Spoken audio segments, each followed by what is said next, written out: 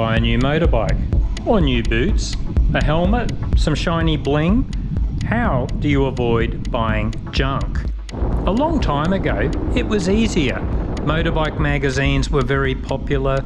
The editors and moto journalists tended to be fearless. They could declare that a certain product was garbage. They could point out all the weak points of a certain motorbike. But the overall quality of moto journalism is terrible today. Editors avoid criticism in case manufacturers cease their advertisements, or they no longer get free products for reviews.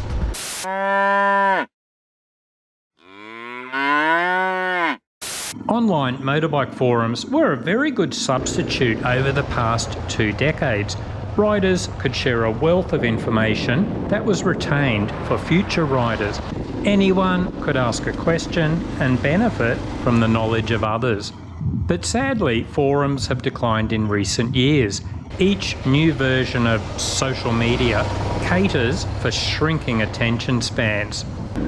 Valuable information from experienced riders is quickly buried by the latest trivia. It's getting harder to wade through all the bullshit. Social media influencers are thriving on social media. They claim to review products, but it's usually an elaborate scam.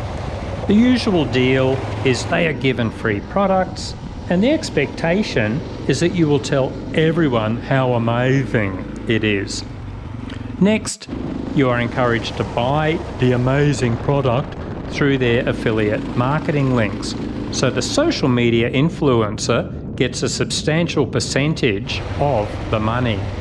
It's easy to detect this. Just look for the grandiose claims. I just did a quick search and saw these video titles on YouTube. Best money spent ever. You have to try this, Nobby. Best riding gear on earth. Best ever kickstand. This helmet rocks. Best loading ramp ever. Favorite dirt bike ever. Retailers often conduct bogus video reviews. They just line up products on a counter and talk about them. The best product has the biggest profit, of course. The most important thing, be very, very skeptical of everything you read and hear on the internet. Next, instead of just Googling for reviews, type these terms for your internet search. Problems, known issues, long-term review. Look for online forums that are still active. For adventure and dual sport riding, advrider.com is still a very active forum with heaps of useful information. See if there are groups on Facebook formed for particular motorbike models. There are always a few very experienced owners who are happy to share their knowledge. When it comes to brands, be skeptical of the biggest manufacturers. Typically, a brand starts as a family business that is passionate about the product. As they grow, they are often bought out by bigger companies, or in cases like Fox or Xiaomi, by huge investment companies. As they grow, quality can decrease as the emphasis on profit grows. Some riders argue that the same principle may be happening to KTM, which is now a huge multinational company that is forging stronger links with Chinese manufacturing. Time will tell. Speaking of China, it can be a good idea to see where your products are made. An incredible amount of motorbike gear is now made in China.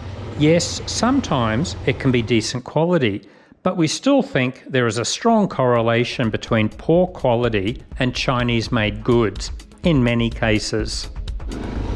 Occasionally, a brave manufacturer has a feedback section on their official Facebook page. This can give an overall indication of the product quality and customer support. Fly Racing does well with 4.7 out of 5.